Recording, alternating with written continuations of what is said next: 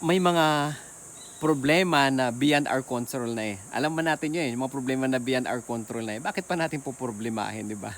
So ipasa Diyos na natin yun. Kung wala ka namang alam na solusyon para dyan, ipasa Diyos na natin yan. Anong magagawa natin yan? Ini-stress mo lang yung sarili mo. Okay? May kasabihan naman din na do your best and let God do the rest. Sabi ng ating Diyos, kayong mga nabibigatan dyan, nahihirapan dyan, lumapit kayo sa akin at bibigyan ko kayo ng kapahingaan.